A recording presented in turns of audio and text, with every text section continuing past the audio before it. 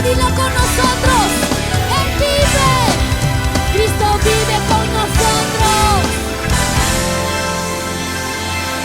Te damos gloria a ti, Señor. Solo a ti, solo a ti. Dale un fuerte aplauso ahí en tu casa. Un fuerte aplauso al Rey de Reyes y al Señor de Señores, porque Él vive en mí y en ti.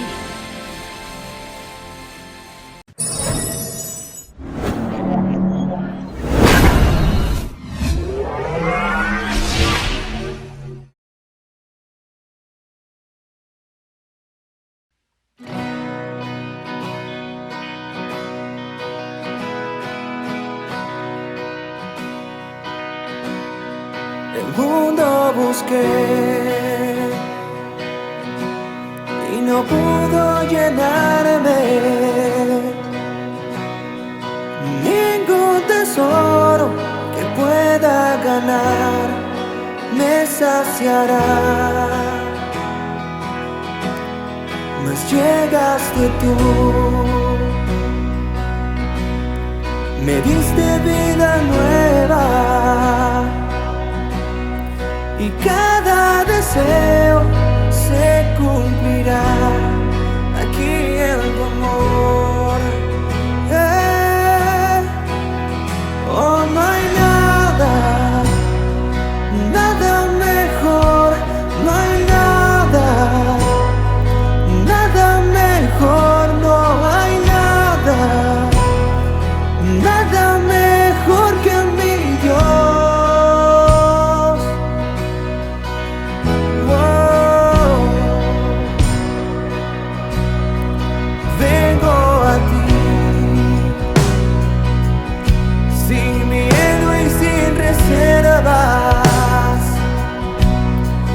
Cada fracaso has visto, Señor, y en tu amigo soy.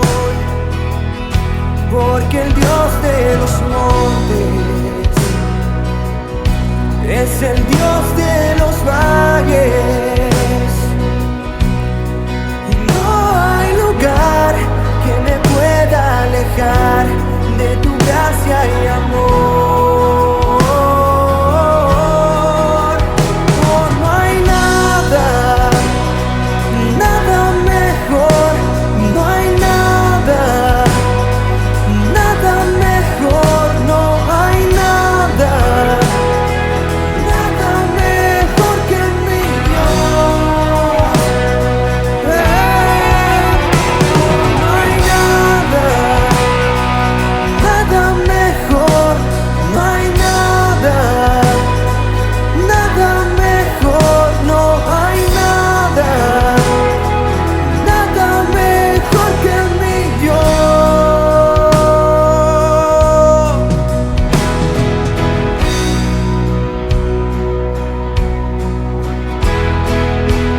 Cambias lamento en danza, de cenizas traes vida. Cambias culpa por gloria, sé que solo tú lo harás. Cambias lamento en danza, de cenizas traes vida. Cambias culpa por gloria, sé que solo tú lo harás. De las ruinas y tumbas nacen nuevos jardines, resucitas los huesos, sé que solo tú lo harás. Sé que solo tú lo harás.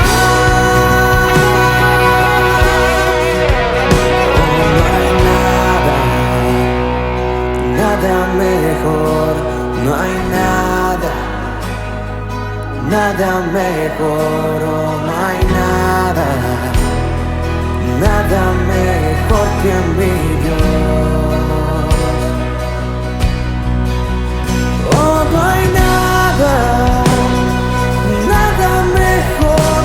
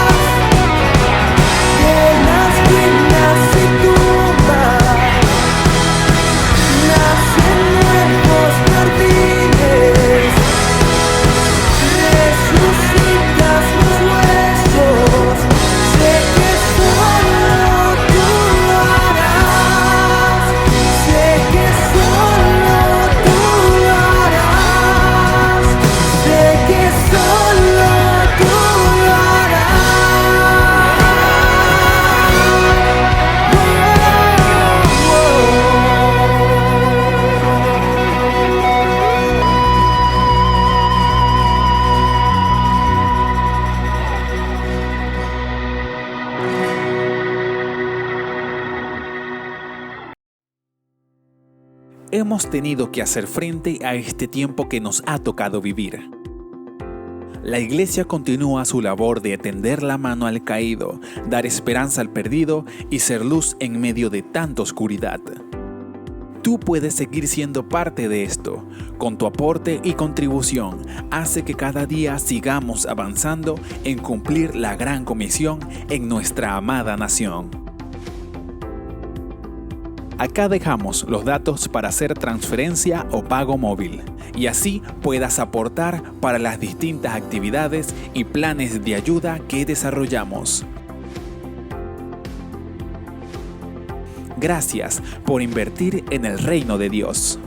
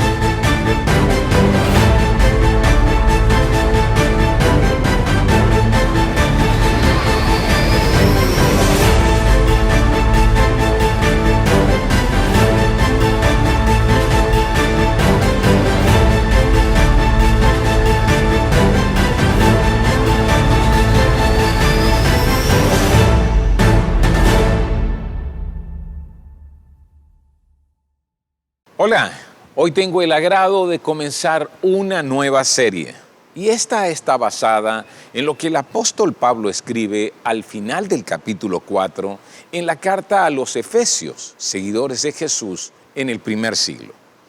Y este es el grito de guerra que hoy quiero comunicar. Eres luz, brilla.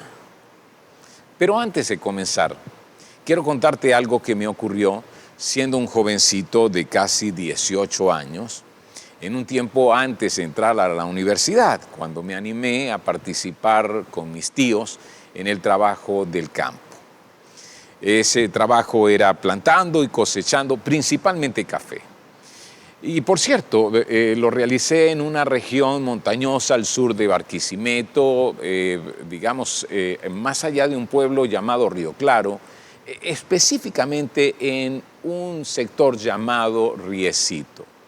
Así que para ese tiempo yo comenzaba a enamorarme de una jovencita de tez blanca, cabello negro ondulado y ojos achinados, que años más tarde se convertiría en mi esposa Aura.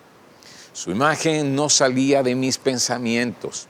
Y cuando tomaba el autobús el lunes en la mañana para ir a Río Claro y de allí iniciaba el camino cuesta arriba de 4 horas a pie hasta la hacienda cafetalera, donde estaría hasta el día viernes, solo me imaginaba su sonrisa. Y me preguntaba si yo también le agradaba a ella.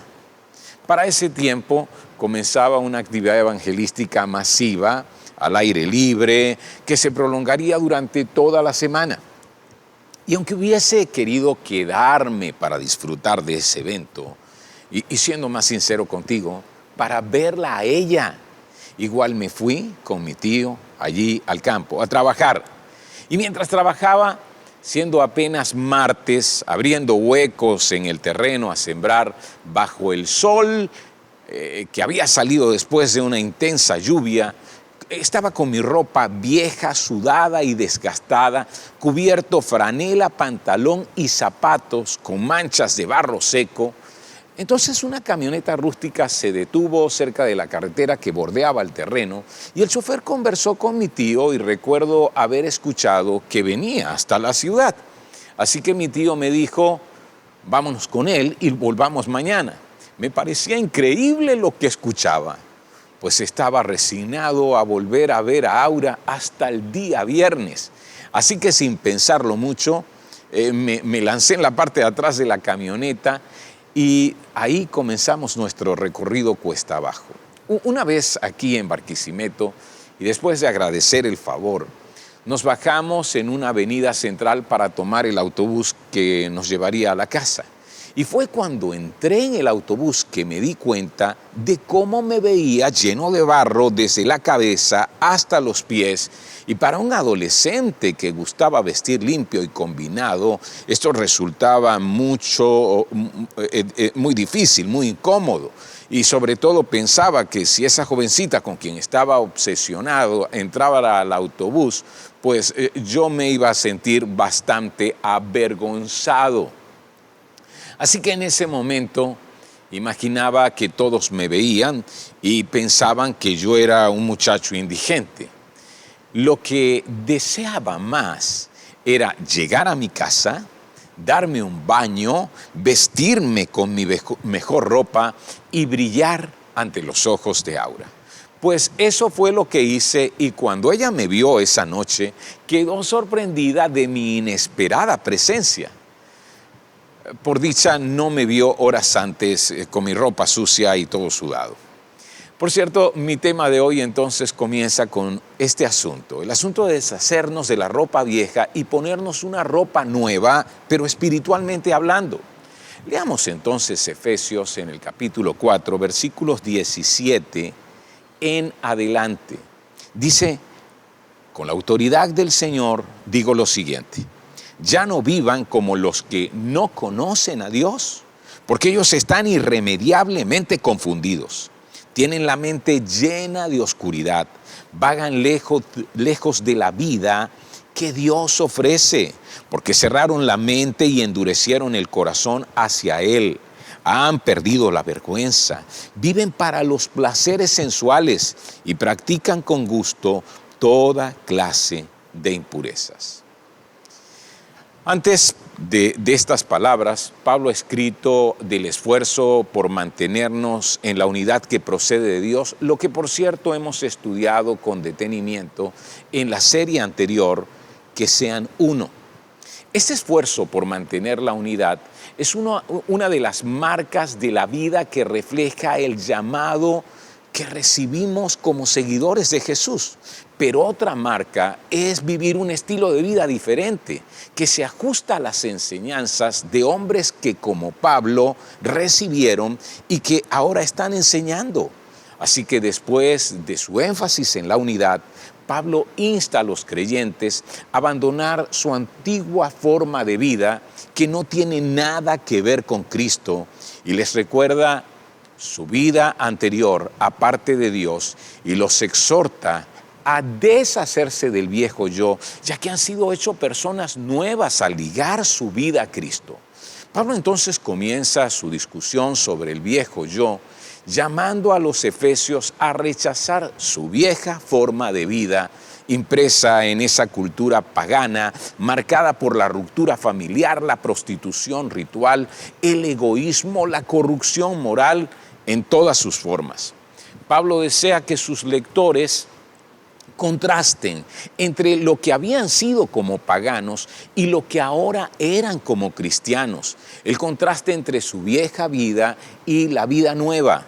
La gente debería ver entonces una diferencia en los cristianos y ver la diferencia entre quienes no lo son por su forma de vida.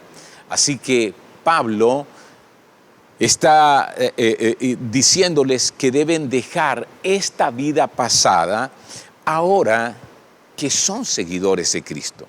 Sin embargo, la vida cristiana es un proceso y es lo que entendemos al leer esto. Porque aunque tenemos ahora una nueva naturaleza, no adquirimos automáticamente todos los pensamientos y las actitudes correctas ante los ojos de Dios cuando abrazamos por fe a Jesús, haciéndole el dueño de nuestra vida y la fuente de nuestra seguridad eterna.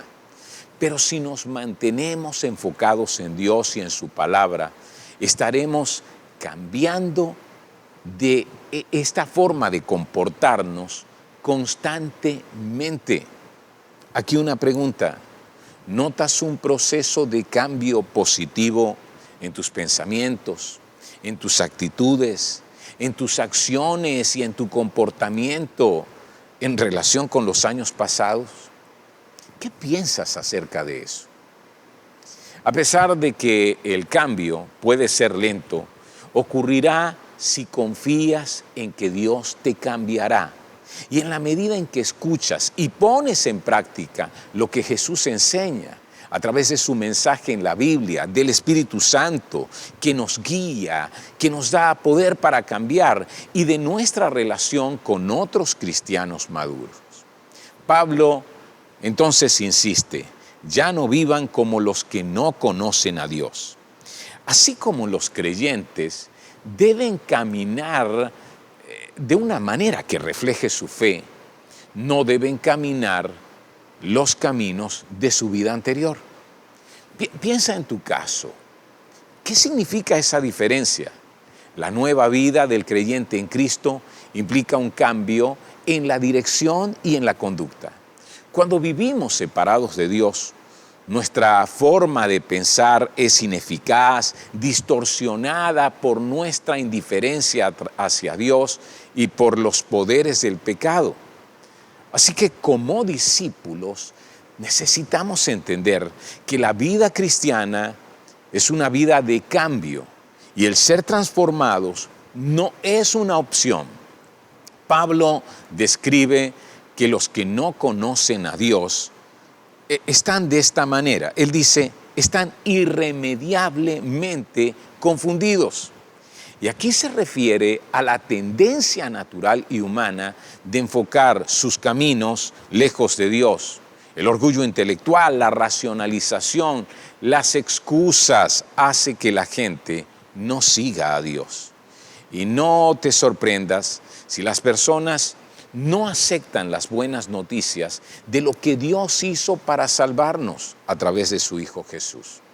El Evangelio parecerá locura para quienes le dan la espalda a la fe y se apoyan en su propio entendimiento.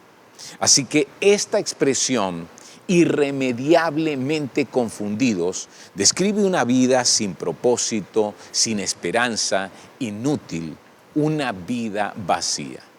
Conozco muchas personas que hablan de levantarse en la mañana con un sentimiento de vacío y preguntándose, después de sus muchos esfuerzos para sentirse importantes, ¿qué sentido tiene todo esto?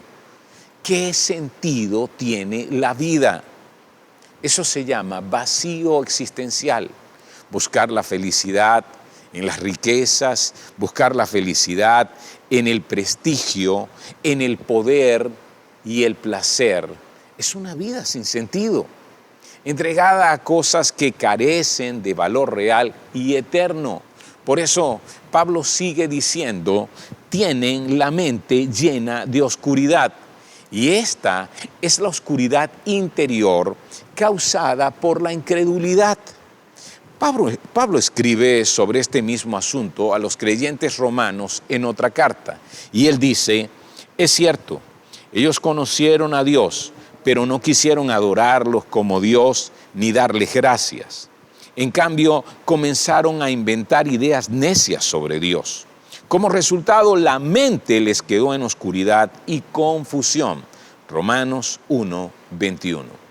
Así que la mente queda en total oscuridad cuando, al reconocer el diseño inteligente de Dios, demostrado en la naturaleza, en la complejidad del universo, en la conciencia, terminamos inventando cosas absurdas para no reconocer su grandeza y señorío. Y continúa así entonces en el mismo Efesios capítulo 4, en el versículo 18, vagan lejos de la vida que Dios ofrece. Endurecieron el corazón hacia Él. Parece que el rechazo obstinado de Dios nos hace insensibles al dolor que sentimos por estar separados de Él. Es la típica insensibilidad de un adicto, quien anestesia su soledad y aislamiento con sustancias y actividades que lo destruyen a él y a sus relaciones, incluyendo las más cercanas como su familia. Pablo declara que el pecado comienza adentro, en la mente, en los pensamientos, en las actitudes. Primero, la resistencia a Dios y el egocentrismo y la corrupción están dentro y después salta hacia el exterior en nuestras palabras, en nuestros comportamientos para con otras personas.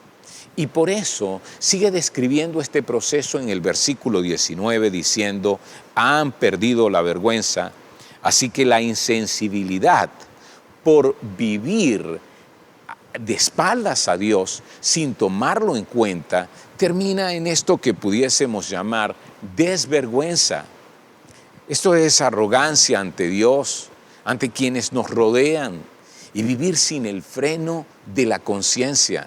El resultado final de ellos es la irresponsabilidad moral en la cual el pecado corre desbordado por todo el curso de la vida.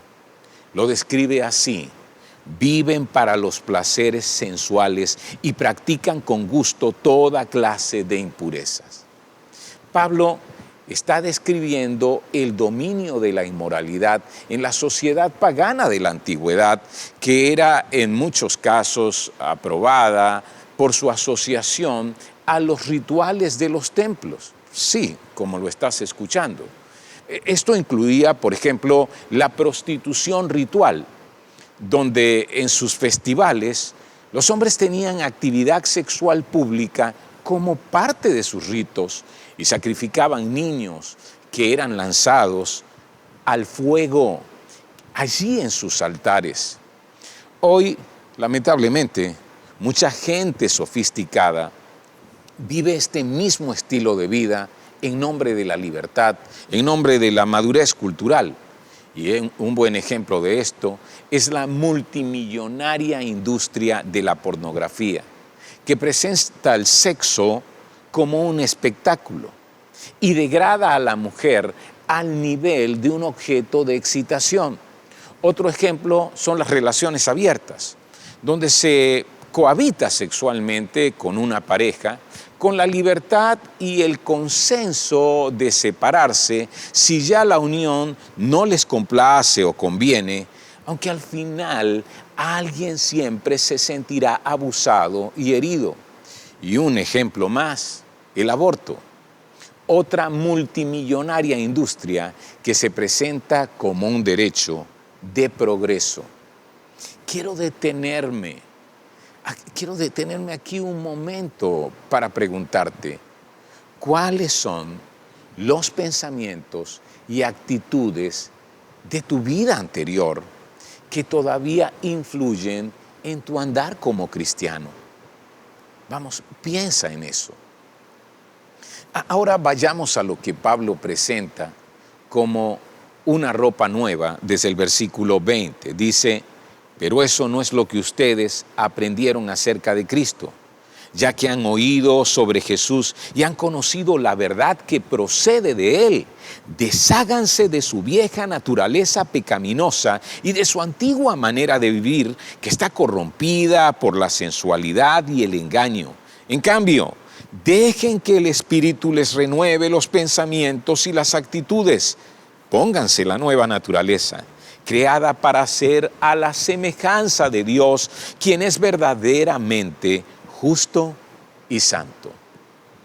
Lo que se espera de quienes se han despojado del viejo ropaje y se han puesto el nuevo es una conducta que ponga en evidencia ese cambio que produce su relación con Dios y ese cambio que se refleja en su relación con otros.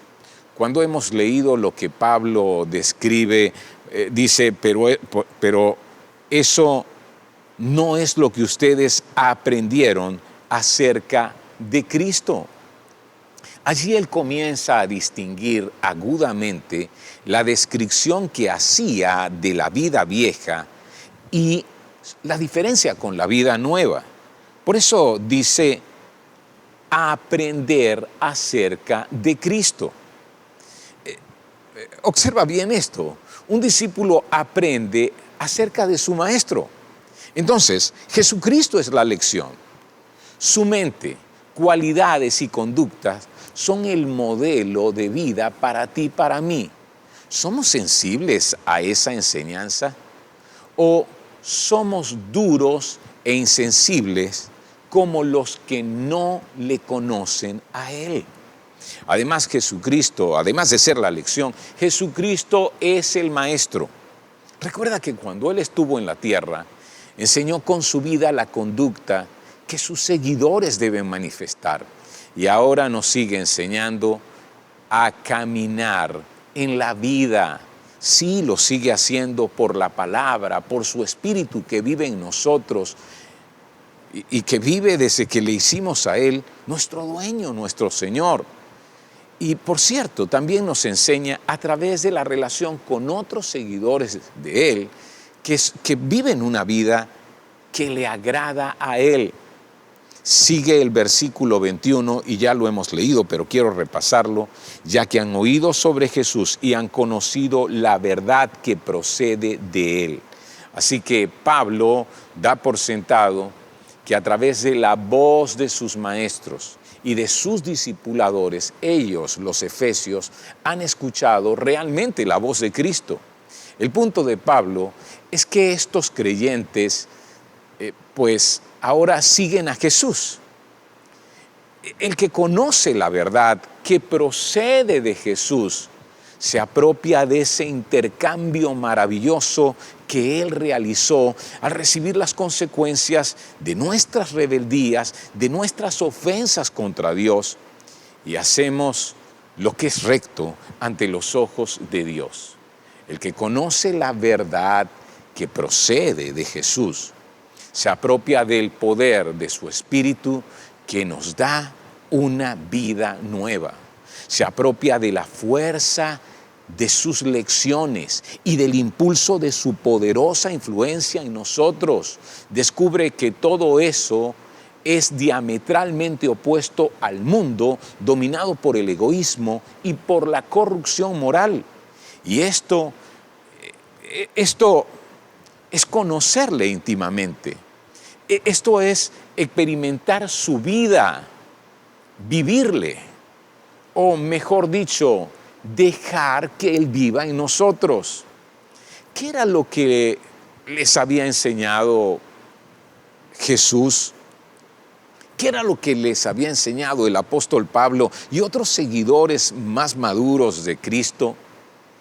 Les habían enseñado que transformarse en cristianos implica un cambio radical. Por eso dice el versículo 22, desháganse de su vieja naturaleza pecaminosa y de su antigua manera de vivir. Su vieja naturaleza pecaminosa es el conjunto de actitudes, de pensamientos y de conductas que caracterizaban al creyente antes de conocer a Cristo. El mismo Pablo escribe otra carta destinada a otros creyentes en Corinto y dice, esto significa que todo el que pertenece a Cristo se ha convertido en una nueva persona. La vida antigua ha pasado, una nueva vida ha comenzado. Esta es una poderosa realidad. Sin embargo, las fuerzas espirituales de maldad, el mundo que nos rodea, y nuestra propia naturaleza o inclinaciones egoístas intentan que el creyente siga comportándose como era antes de pertenecer a Cristo. Como vemos, la nueva plenitud de vida se realiza mediante una experiencia en 3 fases. Número 1, deshacernos de nuestra vieja naturaleza pecaminosa y de la antigua manera de vivir. Número 2, dejar que el Espíritu renueve nuestros pensamientos y nuestras actitudes. Muy importante. Y número 3, ponernos la nueva naturaleza, creada para ser a la semejanza de Dios. Esa naturaleza que teníamos antes de que creyéramos en Cristo es cosa del pasado. Debemos dejarla atrás como la ropa vieja que necesita ser desechada. Esto es tanto una decisión que hacemos para toda la vida cuando decidimos aceptar el regalo de salvación que el Señor nos da, como un compromiso consciente diario. Debemos dedicarnos entonces o enfocarnos en nuestro nuevo papel, apuntar a la nueva dirección, apropiándonos de una nueva línea de pensamiento, esa que el Espíritu Santo nos da. El Espíritu Santo y la palabra nos corrigen, y el discípulo de Jesús que desea madurar en su fe tendrá que actuar con decisión. Entre estos contrastes de esta clase de vida que dejamos atrás y la que tomamos, aparece el versículo 23, insistiendo que debemos dejar que el Espíritu renueve nuestros pensamientos y actitudes. Este mandato es muy importante en nuestra guerra contra el mal. De nuevo, aquí la mente es clave. El cristiano es responsable de una transformación constante de sus pensamientos, de sus actitudes, de sus valores, de sus motivaciones. Así que no permitas que el mundo que te rodea y el sistema de cosas contrario a Dios te meta en su molde. No adoptes esa cultura pasajera, abiertamente contraria a los valores del reino de Dios, sino permite que Dios forme de nuevo tu mente desde dentro, desde lo más íntimo de tus pensamientos. Atrévete a ser diferente y a reflejar el carácter de Cristo. Vive tomando en cuenta sus instrucciones, sus mandamientos, sus guías para la vida. Todo esto comienza, como ya lo he dicho, en nuestra mente. Y no es suficiente con emocionarnos y tener buenos propósitos para vencer el pecado y para crecer como cristianos. La vida cristiana requiere pensar correctamente, y esto significa empaparnos con la palabra de Dios. El cristiano debe estudiar, aprender, meditar y aplicar las Escrituras. En ella, Dios nos enseña lo que Él ha hecho para que venzamos el pecado. Nos enseña qué tenemos que hacer para ser cambiados y qué tenemos que hacer para cumplir la voluntad de Dios. Pablo escribe a Timoteo, su hijo en la fe y un joven pastor, de esta manera: toda la Escritura es inspirada por Dios y es útil para enseñarnos lo que es verdad y para hacernos ver lo que está mal en nuestra vida. Nos corrige cuando estamos equivocados y nos enseña a hacer lo correcto. Dios la usa para preparar y capacitar a su pueblo para que haga toda buena obra. Segunda de Timoteo 3, 16, 17. Así que esto ocurre cuando al leer la Biblia también tenemos un encuentro con Jesús y nos disponemos a escuchar su voz en nuestro corazón. El último mandamiento que aquí se da es: pónganse la nueva naturaleza creada para ser a la semejanza de Dios. Y este cambio de ropa describe metafóricamente la responsabilidad de los que siguen a Jesús, de participar activamente en la obra transformadora de Cristo en sus vidas, en la medida en que lo conocen más y más.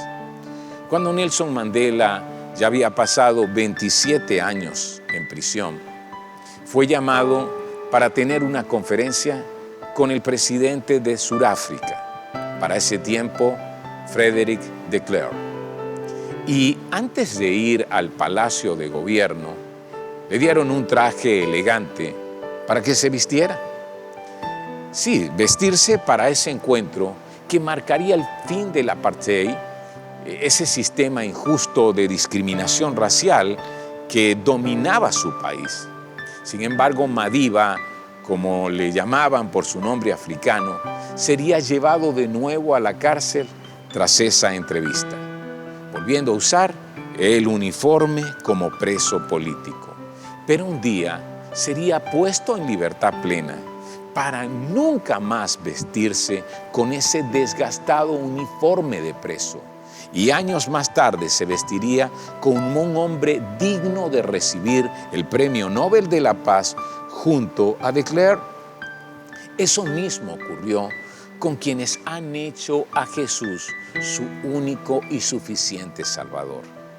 Hemos sido liberados de la cárcel, pero para siempre. Hemos sido liberados de esa cárcel de una vida vacía y sin propósito. De la cárcel de quien se anestesia con esas cosas y hábitos que lo dejan más vacío. Hemos sido liberados para vivir una vida que refleje a Jesús. Piensa entonces, ¿qué significa para ti esa decisión que un día tomaste? Sí, al abrazar a Jesús como tu Señor, como el dueño de tu vida, despojarte de esos trapos viejos. Pero ¿qué significa para ti hacerlo cada día?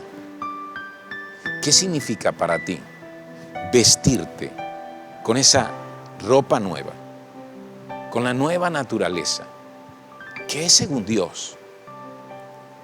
¿Qué necesitas entre esto que significa dejar, despojarte, y esto que significa tomar, vestirte? ¿Qué significa para ti?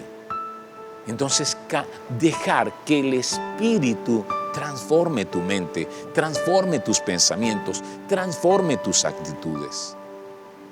Creo que esta es una buena conversación que puedes tener con tu discipulador, con tu mentor, a la luz de la palabra, en oración con el Espíritu Santo, escuchando también su voz.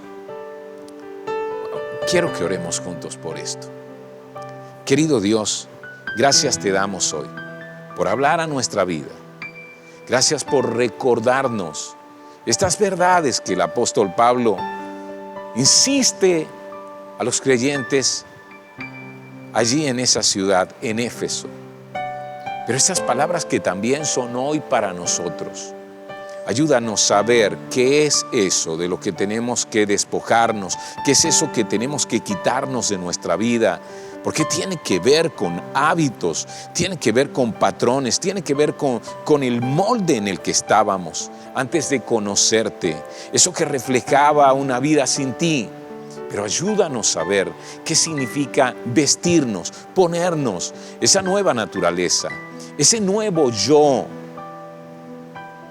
que tú has creado para nosotros, a ligar nuestra vida a Jesús, de tal manera que le reflejemos, de tal manera que siendo luz podamos brillar. Gracias por hablar hoy a nuestro corazón. En el nombre de Jesucristo. Amén.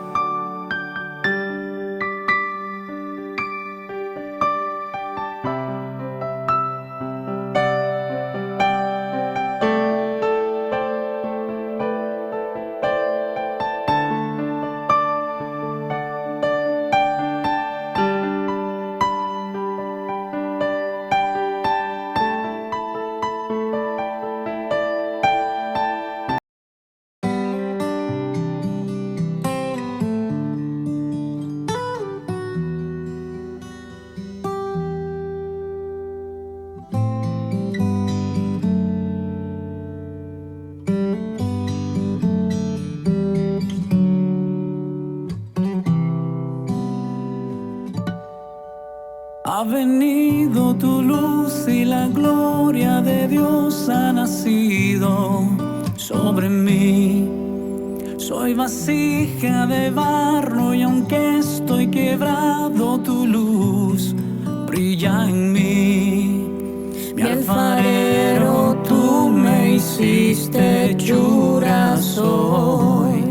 De tus manos, mi alfarero, tú me hiciste hechura soy.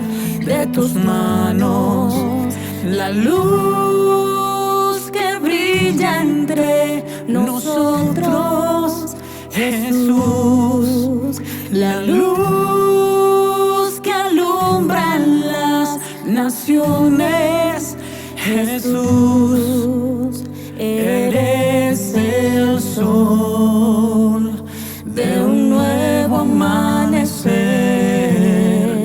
el cielo. Ha venido tu luz y la gloria de Dios ha nacido sobre mí. Soy vasija de barro y aunque estoy quebrado, tu luz brilla en mí. Mi alfarero, tú me hiciste hechura soy. De tus manos, mi alfarero, tú me hiciste hechura soy. De tus manos, la luz que brilla entre nosotros, Jesús, la luz que alumbra las naciones, Jesús, eres el sol de un nuevo amanecer, el cielo. El mundo pueda ver tu luz y tu gloria brillando sobre mí.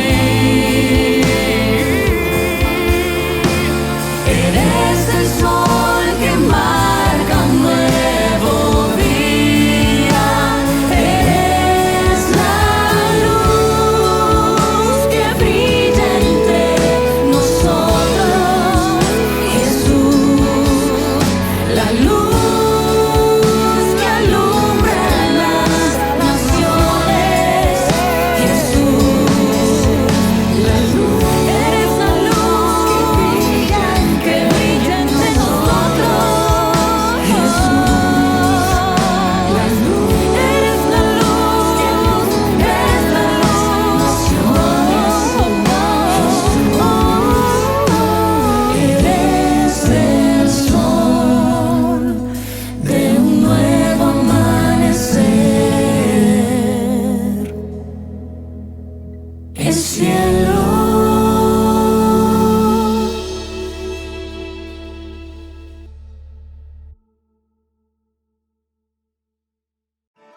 Gracias por dedicar parte de tu tiempo para estar aquí con nosotros. Nos vemos en otra oportunidad para juntos recibir un mensaje inspirador.